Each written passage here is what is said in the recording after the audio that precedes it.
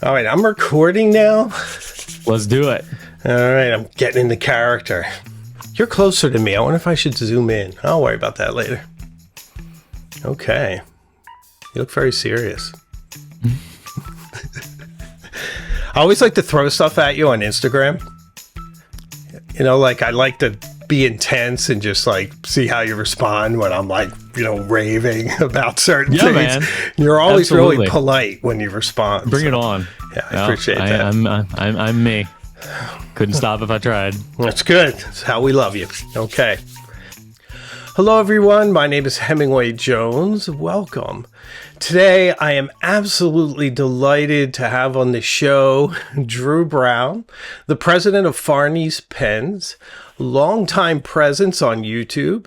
You can find him on YouTube at Drew C. Brown and at Instagram at Drew C. Brown. So let's welcome Drew. Hello, it's DCB on Instagram. DEESEEBEE. Yeah, which stands for Drew C. Brown. Yeah, well, totally worked. Yeah, we were talking about it, so I got a little scrambled there. But I will put the links in the description so you can find Drew wherever he is. You're certainly entertaining across all platforms. So your Instagram gives a lot of insight into your life, into what you're thinking, what you're working on creatively in your own life, which is usually kind of like, I see you often as almost like performance art. Like one day you're doing an incredible Halloween costume with Archer, you know, another day you're off to Tokyo. So it's a pretty interesting life you have there. It's all performative. Obviously, that's Instagram. My actual life is boring and quiet, just the way I like it. You know, most of it is me sitting on the love sack playing video games. Yep, there is some of that too. That doesn't make for great content. No, not well. I mean, there are actually YouTubers who make their whole career playing video games. So that's very true. I'll get there at one point. I think I do want to do some game content eventually. Oh, very nice. I think now that we're on the subject, which game would you choose if you were to be a gamer YouTuber? I'll tell you exactly what I'm going to do. I'm going to create a series called Level 1, where I just go to Super Nintendo, Nintendo, Genesis games, and I just play the first level of a bunch of old games and just kind of review it, talk about first impressions, what's interesting about the game, cool gameplay concepts and stuff like that. But I don't want to make it too long, like little short, you know, however long it takes me to get through the first level, which on these old games can be punishing, but yeah, we'll see. That's the plan anyway. Feel free to steal it if you want. I'll just call it Level 2 if you do. yeah, there you go. No, it's actually really good. I'm actually into some older games myself. My wife has been really wonderful. She's into games more than I am. I play a lot of Mario Kart. That's my game. But nice. She found this game called Space Harrier, which I love, and it's from the 80s, and it's sort of a first-person... Well, no, not really. You see the person in front of you, and he's kind of flying around, and you go through all these different worlds, and you have to shoot all these objects. Like a jetpack? Yes. Yes. I remember that. Yeah, I know that one. Yep. So they have the actual arcade experience now on our Switch. So it brings me back to 1985, and I love it. That's a good one. I recall the box art for that game was very like three-dimensional. He was like blasting off upward toward the camera, and he's like shooting backward. It was kind of an awkward position, but I remember vividly the box art. But that's a fun game. And the Cyclops woolly mammoth, if you recall that. Yep. Yeah. That's on the cover art as well. Yep. Yeah. Good stuff. So maybe you could do that. I like Space Harrier. Yeah, it reminds me a little bit of oh golly, that's that. I think it might actually be. I don't know. It's another flight game on the Genesis and the arcade, and I can't remember the name of it. It's a jet. Oh yeah, there was a jet in outer space one. Yeah. Anyway, that's a solid game. No, I could definitely cover that for sure. Nice. Yeah, it's good times. Yeah. So tell me, what are you passionate about these days? What am I not passionate about? I don't really. I'm completely ambivalent, or I'm obsessed with it. I don't really do middle ground. I'm either crazy about it, and you won't be able to get me shut up about something, or I'll be like, that thing sucks. I don't care. So, yeah, I have big opinions. That's good. Or none. I have big opinions or zero opinions. Do they? Is there a pendulum? Do they sometimes swing where you love something and then you're just done with it? No, I don't stop loving things. I I basically, anything that I'm interested in, I will be interested in it kind of forever. That's great. I have hobbies that kind of ebb and flow. Like I used to be big into kayaking. I did that a lot.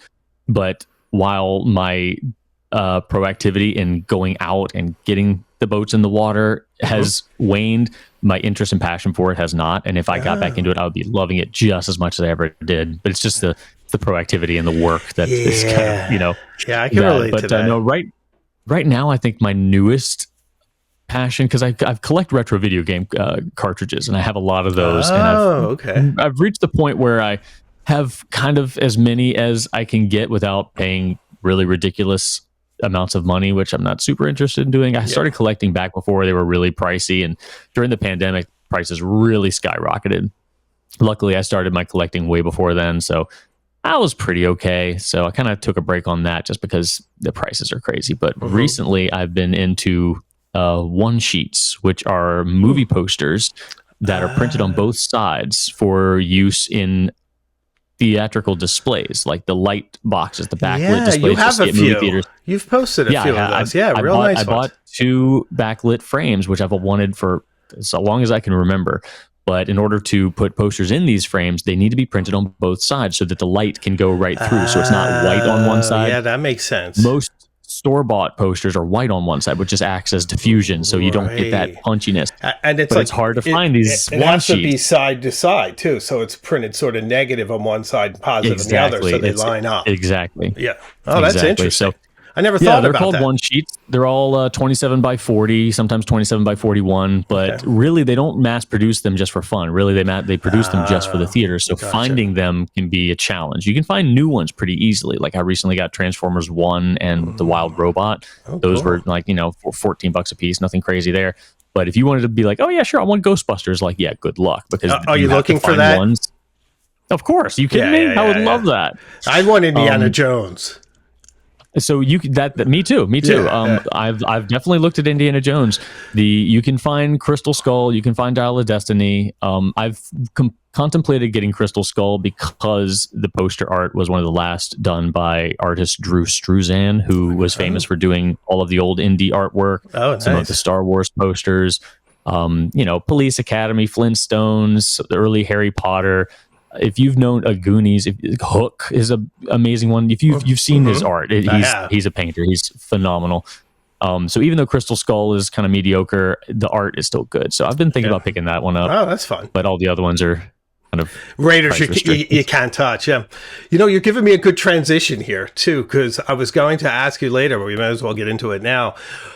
We know you have a pen collection. What other collections do you have? And now we know about these posters. Tell me what else you're into. The posters, and then retro game cartridges. Sure. Have a pretty healthy collection of those. I have the comic collection has been paused for quite some time, but I still do have, a half dozen long boxes up in the attic from when I was bagging and carting all of my singles. My brother stole mine. The behind me are all the those are all my graphic novels. Oh, nice. And for a number of years, I had a box at the comic shop, so I would pick up my subscriptions every week. So pretty healthy comic collection. And then a not amazing coin collection, but I do collect coins from time to time as well. DC or Marvel? DC. Really? Absolutely. Wow. I had an extensive comic collection, which my brother liberated me from, which I'm still it was 40 something years ago. I'm still mad, It was very nice though, because it went from the early 70s to, the early 80s. So it was a really good period. But it was all Marvel. Yeah. Like I'm the opposite. I was a Marvel guy because in those days, DC's were very straightforward stories, where Marvel had more like people had, problems in their love life. They had health issues. Yeah. It just made it a little bit more interesting. But I've heard that's all different now. And I followed like the movies with like Dark Knight and whatnot. For me, I got into comics in 94, so I was in elementary school, and that was the year that Batman had Bane introduced. So Batman got his back broken. They had the different Batman show up. It was also the year that Superman died. It was also the year, approximately where Hal Jordan went crazy, became Parallax, and Kyle Rayner got the Green Lantern ring. And so it was a really interesting year for someone, as right there at my age to get into comics. So DC was pretty happening in that year. So they caught me pretty early and I just stuck with them. Yeah, it's great. I really like Watchmen. I never read it, but I love the different properties that have been made from it, the HBO series and the film. And agreed. I have the book back there behind me. It's a phenomenal book. And I love the movie. I thought the movie was fantastic. It's a great HD experience too. If you're a movie buff, the sound is great. The visuals are incredible. And it's a very one-to-one comic translation, which, you could say is good and bad. But it's very loyal and it's a lot of fun to watch. Yeah, I agree. So tell me, say you're planning a dinner party and you can invite any 3 people from the beginning of time until now. Oh, who would you invite? Oh man, from the beginning of time. Yeah, so you could have Aristotle there if you like. Anybody you wish. Oh, yeah, definitely Aristotle. Oh, sure. That's who I would want to chat with. Presumably, he'd be speaking in English. You'd need like the TARDIS translator. Right. Yeah. Right. That is an interesting one. That's going to take some time from me. It's hard for me to say because I don't feel like I would, I feel like I'd be selfishly trying to just be annoying and pick their brain and like, hey, be my friend. It probably wouldn't be, I'd probably pick, some early, founding father type person. I'd have to think about interesting. I'd want to just probably Jefferson. Jefferson was in the wine. He's an interesting guy. Or Adams. Adams was very. I think that I want to just kind of vent to them a little bit about kind of my feelings about. You could have done a better job.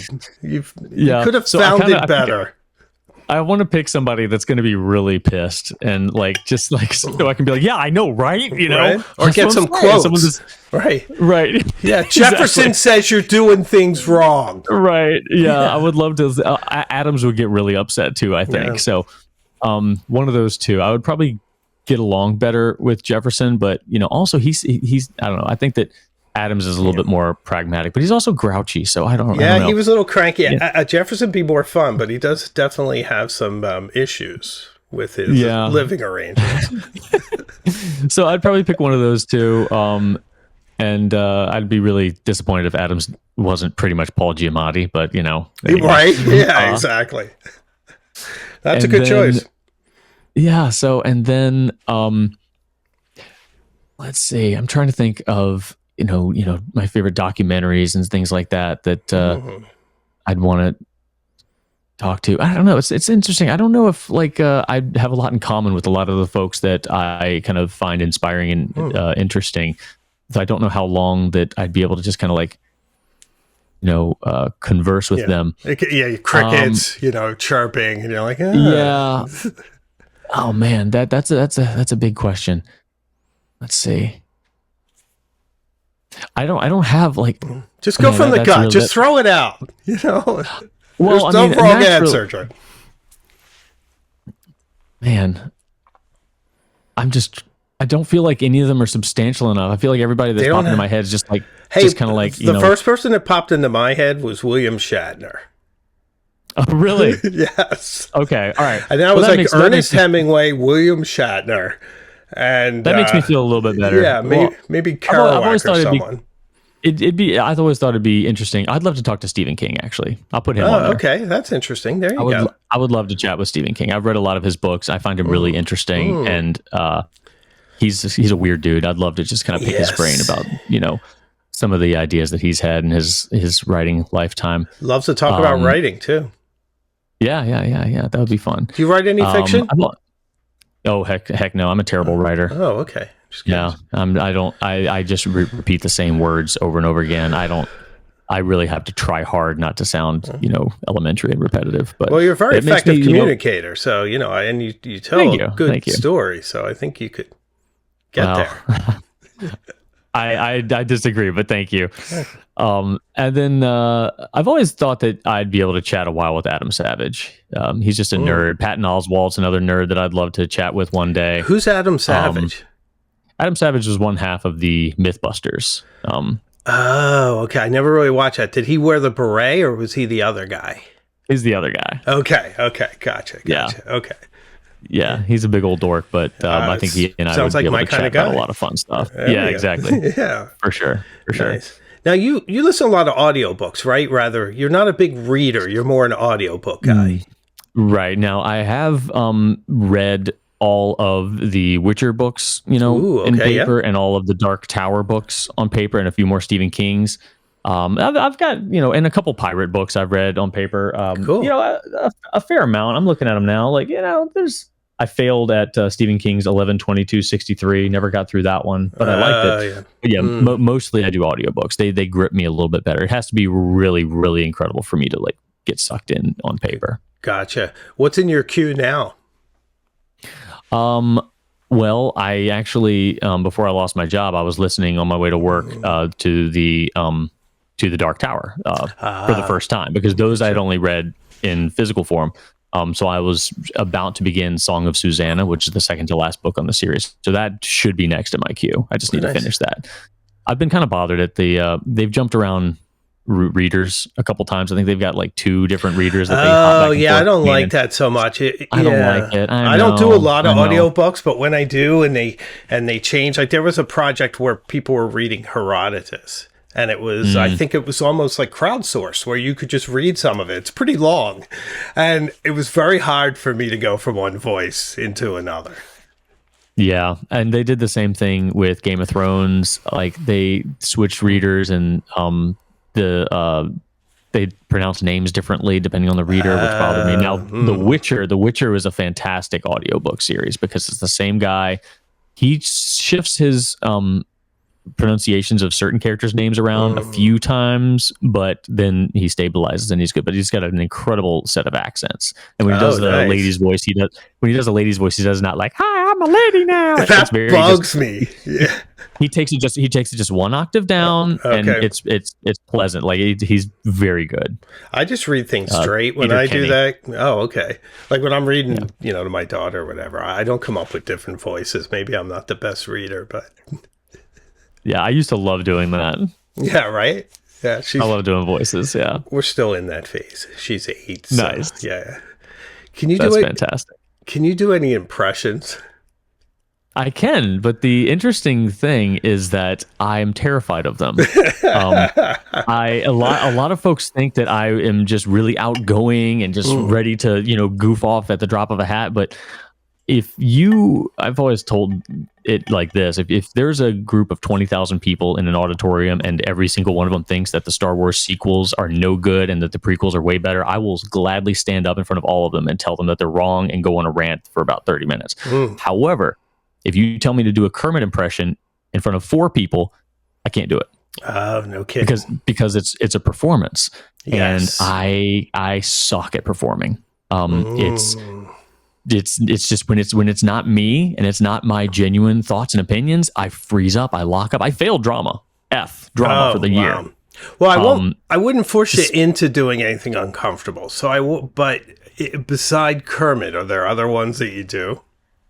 No, I mean, I respect and love voice actors. I have a lot of favorites, and I would not. I know I'm terrible, but compared to some of the others, I listen to, for example, Peter Kenny, and in The Witcher, he has an arsenal of probably 100 different European accents. It's incredible. Wow. So no, all of my accents are probably offensive to the region that they're actually from. So you can't do any accents either?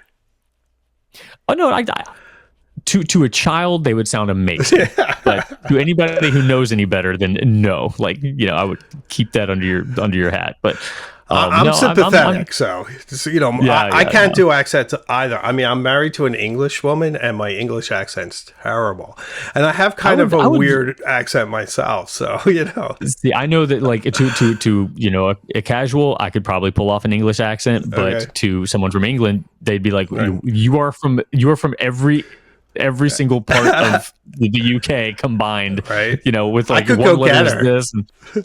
No, please don't. God. But then, my wife's actually pretty good too. I've always thought that she should be a voice actor. She'd be incredible. Oh, that's good. Yeah, my wife has a really nice voice. I thought she should do like voiceovers corporate videos and things. Yes. I love that. I can't. I don't think I can do a Boston though. Unfortunately. Well, it's funny. I have people, you know what it's like being on YouTube, and there's people in the comments that will say, like, you say library funny. I can't hear the R. And I'm like, wow, newsflash, guy in Boston doesn't pronounce R's. It's like, give me a break. But it's so funny. Yeah, my Southern accent doesn't come out unless I get really fired up about something, and I'll, my wife would always make fun of me because, if I was like, oh man, that's so stupid. Like, oh, and she's like, what? Stupid? Is that stupid, bro? It definitely pops out every now and then. I try to keep it under wraps. Yeah, I go back to Philadelphia where I was born occasionally. Usually when I'm angry, it'll come out. Yes. I like to, sometimes pepper my speech with words that begin with F when I'm upset. Absolutely. Absolutely. Yes. Yeah, you can't hide the best conjunction. Yep, you can't hide the Philly kid too deeply. No. All this veneer of sophistication just melts away. Yes. It actually happened yesterday. A quick story. I was on the phone with one of my guys, and we were talking business, and there was something I was kind of guiding him on, and he was responding, and then I was looking out back, and I could see a groundhog, and I was like, and he's like, you really don't have to use that kind of language. I was like, not you. There's a groundhog out there, and he's digging up the yard. Yeah, that's amazing. Yeah, it's so funny. But okay. Oh, that's fantastic. Yes. So the veneer of sophistication. I've always told people, like, when I meet them in person, they're like, oh my gosh, you're just how you seem on video. I'm like, well, yeah, like literally the only difference is that I don't cuss as much on video, but everything else is 100% genuine. Yeah, gotcha. Yeah, you're very genuine. I met you in person, and it's really funny because all my insecurities come out because I felt like a real connection with you when we met because we had so much in common.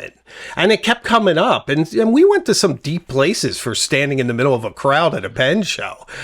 For like maybe 10 minutes. Yeah.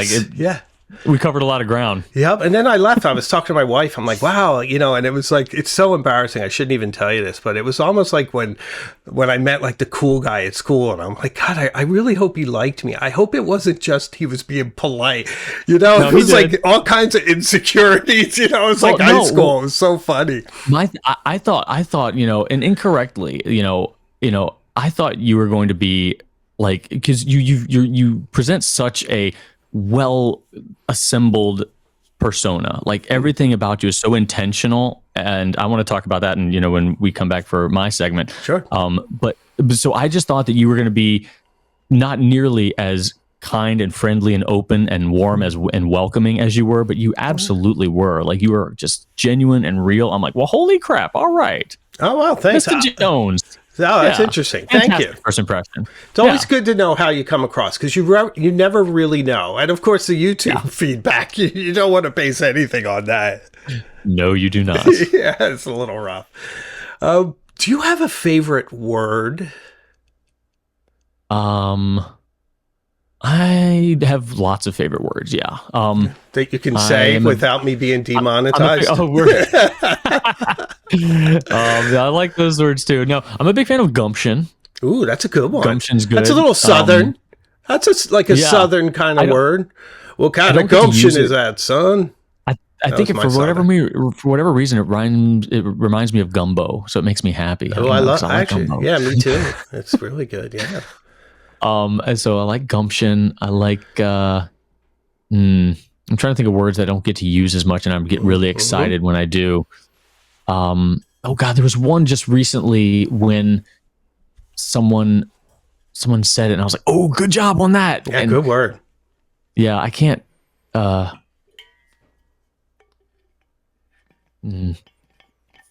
it! I'm sorry. I'm so bad at like recall. I need like. It's okay. We're getting older, Yeah, I'm terrible at interviews because I can't think of things. You're doing great. Like, hey, whenever anybody says like, think about one time where you met with a person and they reacted this way to something, like Right. no idea. Oh, yeah. We're like in a job interview kind of thing. Yeah. Yeah. Oh, terrible. What was terrible. a challenge that you were able to? I think my I have God. questions like that here.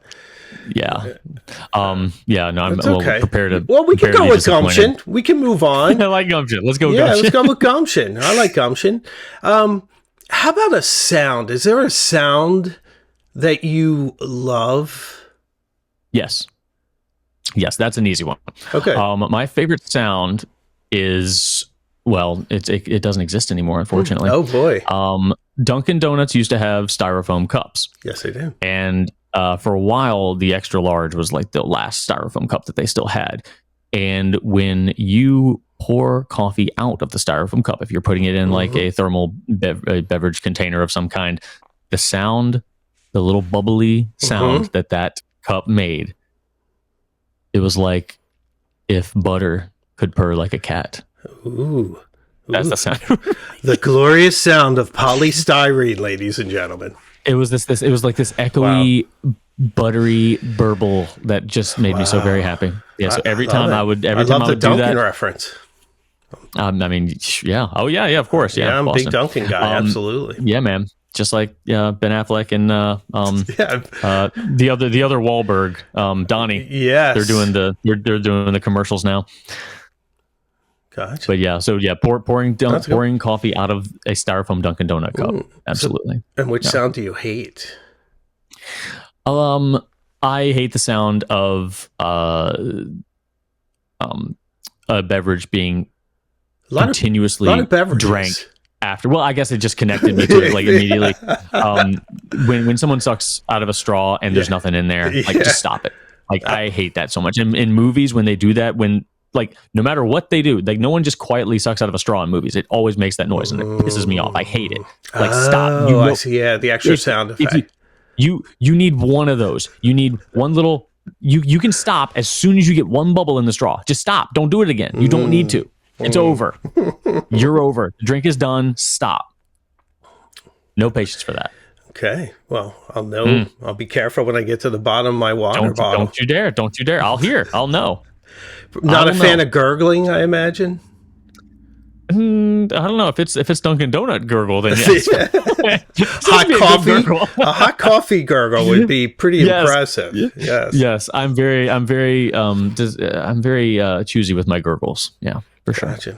There's a whole scale of gurgle that I weigh things on. Gotcha. For sure. So, not really into Star Trek? So I love Star Wars, always have. You love Star Wars, obviously, but you seem like a Trekkie. You seem like you should be into Star Trek and Doctor Who, but I've never heard you mention either. Agreed. Okay, so I completely agree.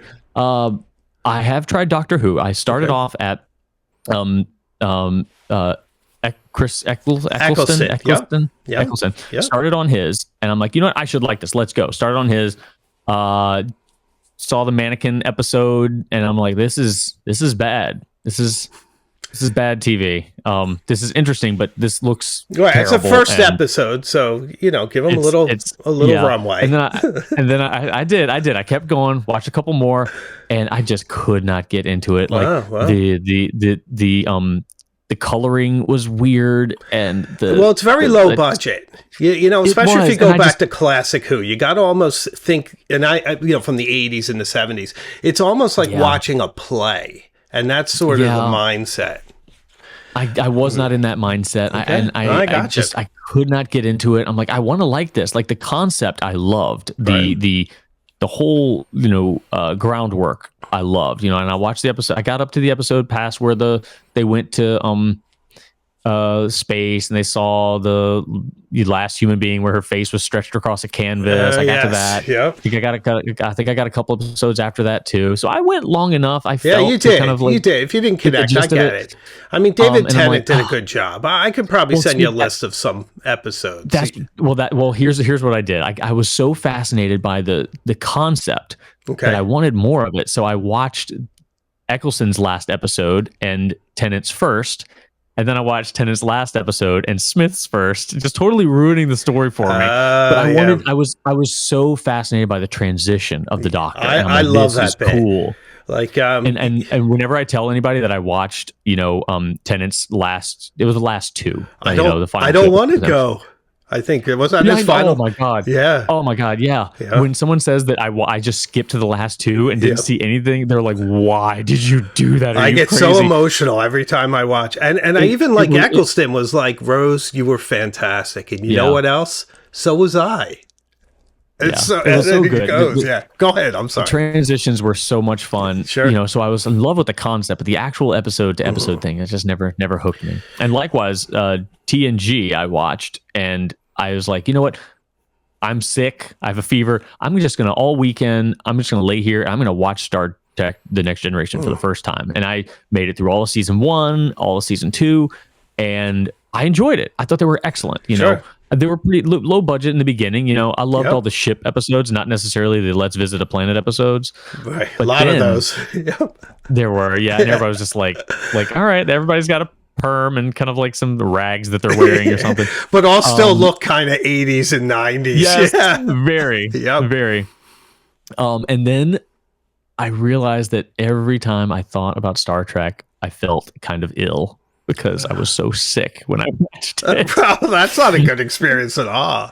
Well, no, I thought I liked it though, but then I tried to go back and watch it, and it just made me feel like because I just couldn't not think about how sick I was when I first started watching it. When I watched, I got through the Riker beard, so and it is objectively great. What about Kirk and Spock though? No original series, or is it just too far back? No original series. I did the movies. I love Wrath of Khan. I will say I love the Star Trek movies. Great. I've never seen a Star Trek movie that I really disliked, but I never ddid watch The Search for Spock or the original. I've watched most of them after that. But, Voyage Home with the whales. I didn't watch Voyage Home. You need to watch that. I think out of all of them, it's just the one where it's the most chemistry between the cast. I think you'd enjoy that.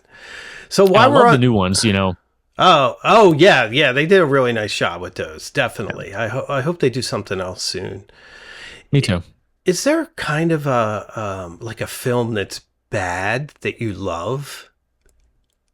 So many. Are you kidding? Yeah, like throw one out in particular, because I have a few myself. Tango and Cash is bad, and it is and it is kind of very watchable. Who do you think you are, absolutely. Rambo? They say this. Yeah, it's to Stallone's character. And yes, and then he called Rambo something unpleasant. Yep. Yes, he does. Well done. I am so impressed. Thank you. I was big. Thank you. I was big into Stallone those days. I mean, I saw Tango and Cash in the theater, but you did not. I did. Yes. Yep. Yeah, absolutely. I saw Cobra in the theater. And the best line, it has one of the best lines of any film in history. And that's where the bad guy, he goes in the supermarket and the bad guy's got like a bomb and hostages. And he's like, you better get back. Yeah, I'm going to blow up this place. And he goes, I don't care. I don't shop here. It's so good. That one was, that poster I remember had like, I want to say it had 2 catchphrases on it. One was that crime is a disease. He's the cure. Yes. And then there was a second one on it, and I can't remember what that one was. But I'm like, they were like, no, let's put them both on there. It was so silly. That's the best. That was originally supposed to be Beverly Hills Cop. Oh, that's terrifying. Yeah, I did know he was originally cast in Beverly Hills Cop, and it was darker. He had too many conflicts creatively, and so he left the project and made Cobra, which is kind of the way he wanted it to be. Can you imagine? The Axel F theme just doesn't work as well with that. No. But you know what? The guy who did Axel F was also the composer of Tango and Cash. Wow. Harold Faltermeyer. Amen, sir. Well done. I'm a child of the 80s. I'm keeping track of all the high fives I owe you. Well done, sir. You. Hey, we could do the handshake from Predator. Yeah, why not? You son of a bitch. And then so many bad movies. Going the Schwarzenegger route. I love Commando. Commando love Commando. I eat green berets for breakfast, and right now I'm very hungry. It's got some of the best lines ever. Yes. My daughter and I, gorgeous. we always do like Imogen. Remember when I said you could watch television? I lied. I lied. Oh, Sully, I like you.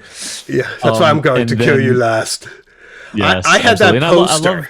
You have posters you? now. I had the poster at the time, and it said somewhere, somehow, someone must pay, and it had him all covered with.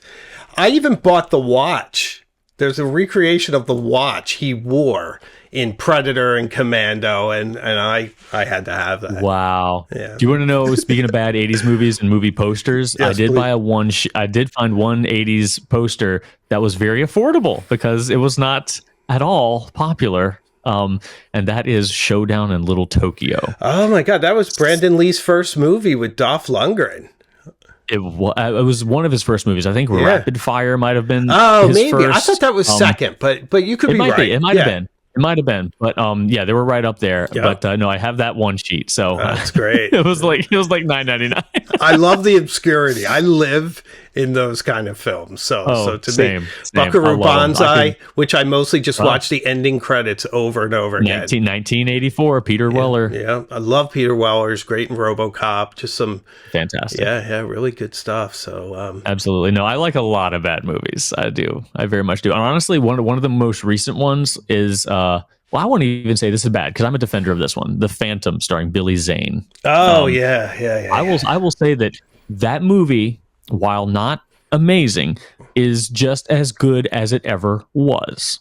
And I think it deserves some credit because it did not get any worse. I think that it is That's it good. was fine then, and it is still fine. And I think that I appreciate that. So I think that it gets extra points for just kind of longevity because I can see it didn't that. degrade with time. It's still solid stunts, great sets. The effects are fine for that time. So Yeah, I don't before know, they people- went nutty. You know, a lot of those. But I don't know, like, I love Big Trouble in Little China. Absolutely. I love that movie, but the effects are terrible, but they're so fun. Yeah, it They just are. adds to it. And I love Lightning, how he's just like all glowing and all that. But the sort of monsters that are walking around, they're kind of like they walked off the set of Doctor Who, you know? Yeah, you're right. But here's the thing though, with hairy monsters, CG, that doesn't age well. No. It really doesn't. I will say that the Planet of the Apes movies, those still look really good. The hair on the apes looks good, realistic. But most of the time, like Lord of the Rings, for example, that trilogy is still so very watchable. It still looks Absolutely. amazing. The only thing that doesn't look good are the wargs in Two Towers, and it's because they're hairy. It's hard. Like hair is hard. Jurassic Park, everything looks good in Jurassic Park. There's no hair. So I will say that while Not much hair. that hairy beast in Big Trouble in Little China looks fake as hell, you can still touch it. It still looks real. Like, Yeah, it's in the scene. It's a physical object. Absolutely. Yeah, exactly. Yeah, I think So that's important. I think you get points for that. Agreed. You know, I was, That's why the 1990 Ninja Turtles ages better than the who's the director of the new CG Ninja Turtles? Not James Cameron. The action guy, I forget his name. Anyway, was Bruckheimer or somebody? I forget. Joel Simpson? somewhere along. One of those? No, it was somewhere along those lines. Oh, that was the guy that passed away, actually. Anyway. Yeah, yeah, it was Simpson Bruckheimer. But yeah, they were the Top Gun guys too. Yeah. Along your point, 2001: A Space Odyssey, I watched again recently. Those effects for 1969 are kind of better than Star Wars. Like, they're I really completely good. agree. I always forget how old that movie is. I always think that it was like, oh yeah, that's probably in the 80s sometime. No, it is. That holds up. Exactly. It holds up really well. Practical effects for the win. Absolutely. Hear, hear. What is your most embarrassing, say, song or artist or album on your Spotify? And by embarrassing, I mean like might be perceived as. No one should be embarrassed about their taste. But Right. Let's see. Oh, easily wrestling theme songs. Really? What Absolutely. are wrestling theme songs? Is this for the different? Like their entrance themes, when they walk out to the ring. So they have their own. I didn't know that. Okay. I will regularly just listen to wrestling theme songs. Yeah. So it gets you absolutely. psyched up. I don't know. It's a little bit nostalgic because I really prefer the ones from like the late 90s, early Okay. 2000s. But yeah, it's just like, yeah, I can't really put my finger on it. They're not like great songs, but they're sometimes I will listen to a song just because of how what it connects me to. Like take Watchmen, for example. I'm not a Bob Dylan fan. Gotcha. But there was a Bob Dylan song. No, sorry, no, not Bob Dylan. I'm thinking of something else. There was another Smashing Pumpkins. Not a Smashing Pumpkins fan, but in the trailer for the first Watchmen trailer, it has Smashing Pumpkins song, and I will listen to that song gladly because it was such like that first trailer for Watchmen was so cool. And that Smashing Pumpkins song was tied to it inexorably. And I listen to that Smashing Pumpkins song. I will not listen to any other Smashing Pumpkins song because it does nothing for me. But that one song, because of what it's connected to, it just, you know how music does. It connects you to certain things. It does. Yeah. I mean, many sight sounds gladly listen to that. No, I could see that. It's actually one of the questions I have for you. You give me a lot of great transitions, which I appreciate. You're welcome. You know, there's a story famously Proust talks about Madeleines that he would eat, and it would always transform him back to his time with his family. Is there something for you that you eat, smell, taste that transports you back to a time? I'm certain there is. I guess beside wrestling theme music. Yeah, I will say most recently, those tins of Danish butter cookies. Yes. Always remind me of my grandmother. For company. And you can't have those. That's for company. Although maybe you are company. You're the grandkid. You I probably ate the whole had thing it. myself. Right? I'm looking at it right now. I actually I filled it with sewing supplies already. Oh, that's lovely. Does it smell like cookies if you get your face in there? I don't know. Yeah. We'll have to find out. I'm going to sniff it right now. We're putting a face in there. It's good. All right, here we go. Sure. Live smell test. Ooh. Ladies and gentlemen, nope. That does is 100% not smell like cookies. That is 100% sewing thread and metal. Sewing scent. Yeah. Yep. Yeah. Sorry about that. You need a moment to cleanse. Should we burn some sage or something? Yeah. So that like the cookies are fine, but there is definitely a nostalgia factor to buying those and consuming them. But they're also really great with coffee.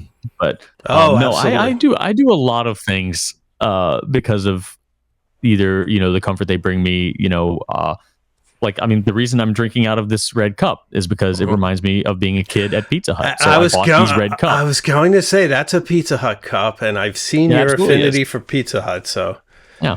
So this just makes me happy. This brings me back to with those a time where those little ice cubes that were all crushed, and they would fill it up, and I believe they had free refills in those days.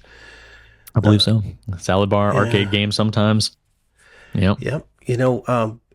Out of all the fantasies and all the movies and graphic novels, video games, if you could enter one of those worlds, which would you choose? Let's see. I'd want to pick something where things are pretty peaceful overall. So I spend the most of my video game time in Red Dead Redemption 2, which is a Western game. It doesn't sound very peaceful, though. I've seen some of those clips. That all depends on how you play. Okay. I can spend an hour just like doing nothing. I'll just ride around. I'll fish. I'll just camp and eat. Okay, nice. Trade some furs and be like, all right, cool, that's done. So I do actually find a lot of peace playing that game, but I wouldn't want to live back there just because everything stinks. There's just probably poop everywhere. So no, I don't want to live there. But then I think of like a game like Mass Effect. That's a really cool sci-fi game. Mm-hmm. Technology is your friend. Life seems pretty easy. It looks cool. Sure. There's definitely some problems there. There's some cultural issues between different species. But overall, that would be a pretty cool place to inhabit. It would be interesting to live in Rapture, which is a underwater civilization in BioShock before it went to crap and everything collapsed. Okay. It's just a really, really neat environment, underwater city. That's pretty rad. And then there's a part of me that would be curious to walk around Horizon.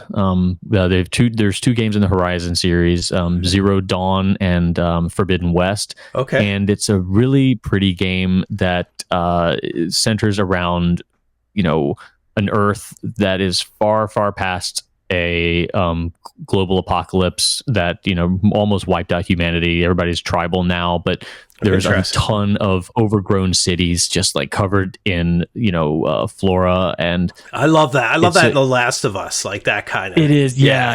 It's a really cool setting, but it's also relatively peaceful. Like there are tribal conflicts and things like that, but overall, like you've got these kind of like metal, like machine animals kind of running through, doing terraforming essentially, and so you've got your deer and your bison and things like that, but they're robots. But it's still a really, like really, Westworld. Really, yeah. You have a longing for peace.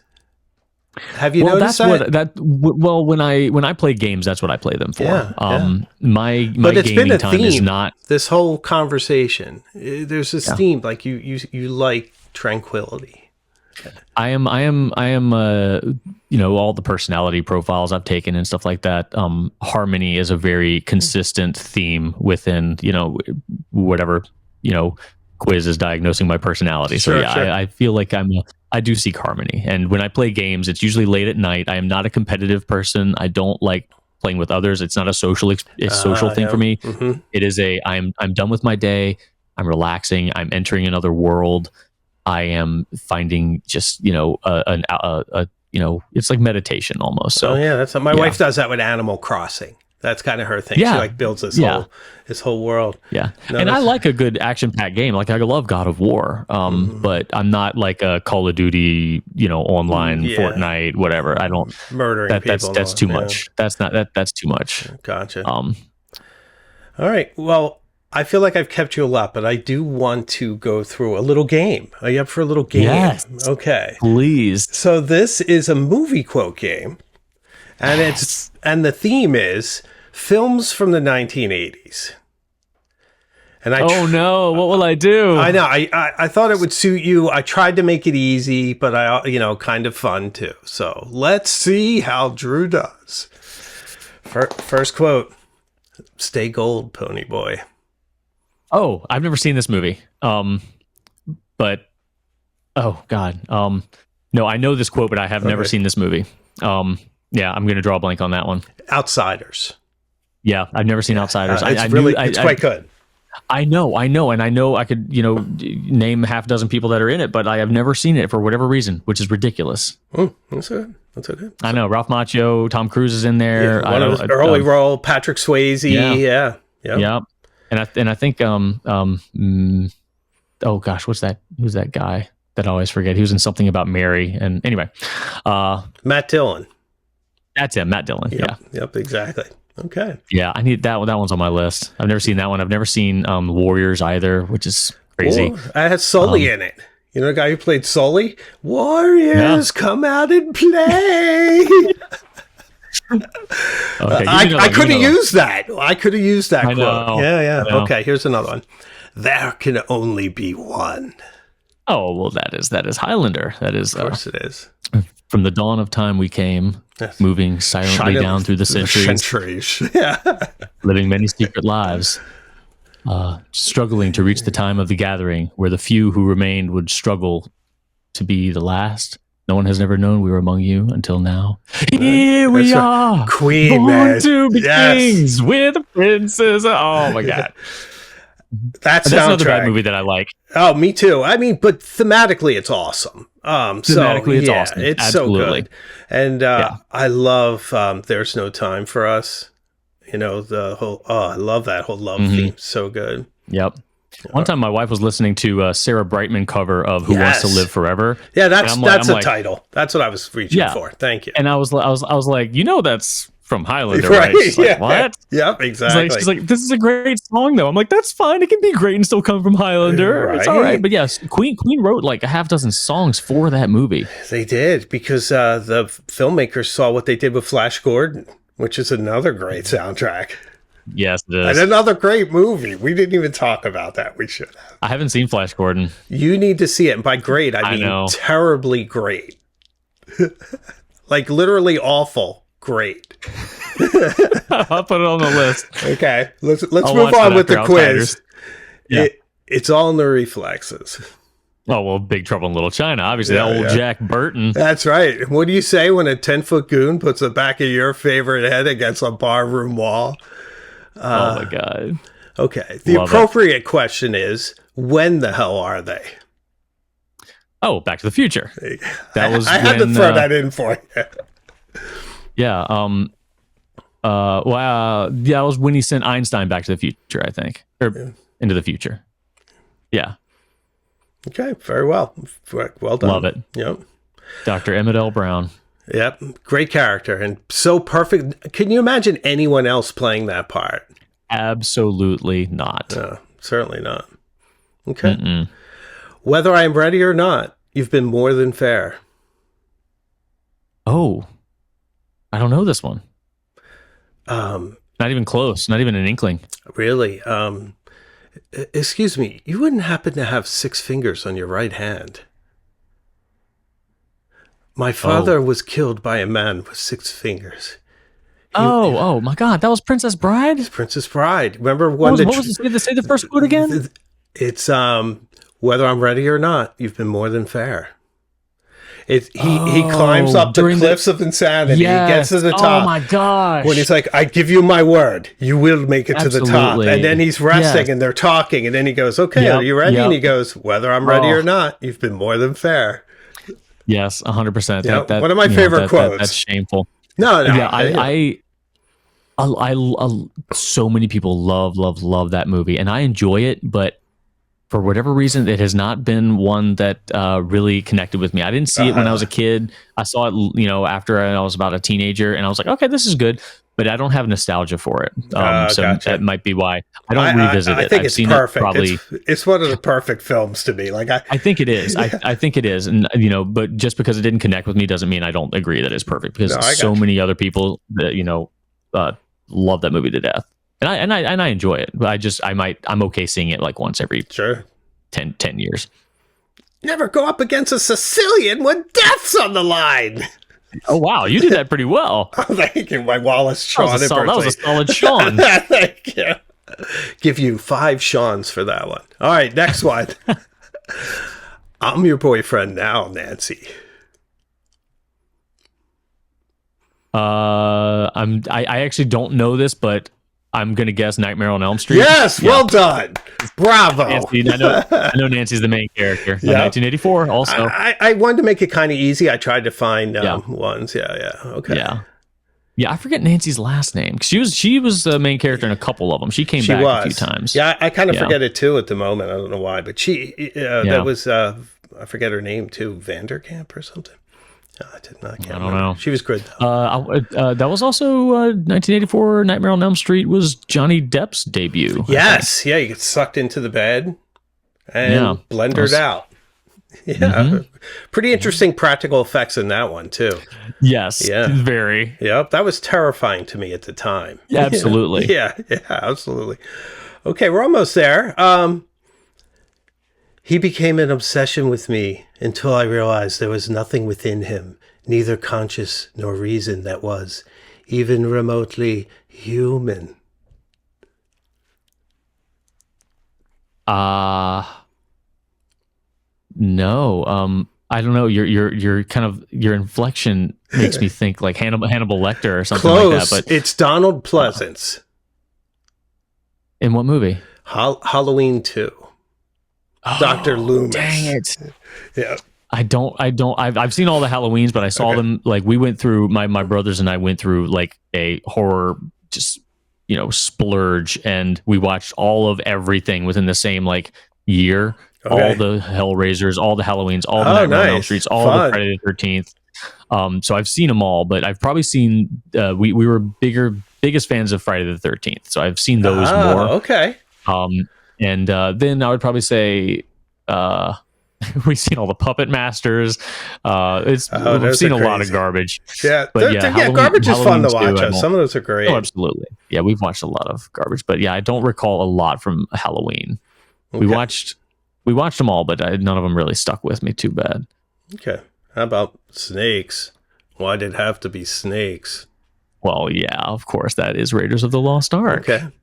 Human sacrifice, dogs and cats living together, mass hysteria. Oh my God. The greatest movie of all time, Ghostbusters 1984, said by Peter Venkman. Well done. Just classic. We were talking about horror movies. How about this one? One thing about living in Santa Carla I never could stomach. All the damn vampires. I'm going to go with Lost Boys. Final line. The final line in The Lost Boys is a little bit of absurdist humor. Because if Grandpa had only said that at the beginning of the movie, you would not have had a movie. Right. Yep. And that's what's so great about it. Yeah, I haven't seen that one too many times, but no, it's solid. You're eating maggots, Michael. Michael. It's the same movie. Oh, gotcha. Okay. Sorry, now I'm just... I don't remember. I don't remember that part. They're in their little kind of hideaway, and they get Chinese food, and then he's like, it's just rice. It's just rice, Michael. Nice. Okay. Yeah, that does sound familiar now. I remember the hideaway. I remember the little underground little, which looked kind of cool and cozy. Absolutely. Jim Morrison on the wall. Yep. Well, Drew, this was an absolute delight. I don't want to keep you on too long, but it was so much fun to have you. I do hope you will come back sometime. Anytime. Oh, it's brilliant. I really appreciate it. It was so much fun for me, and I hope everyone else enjoyed it. So thank you, Drew. Catch Drew at Farney's Pens on YouTube as Drew C. Brown. Yeah, we'll have a Farney's YouTube up soon. I have to create exciting. a new one. Oh, that's great. Fantastic. And of course at, what is it again on Instagram? DeeSeeBee, kind of phonetically the initials DCB. There we go. Thank you very much. I'll put links in the description. You're welcome very much. And, I'll talk to you soon. Thanks again. Take care. Yeah, thank you, everyone. Bye-bye.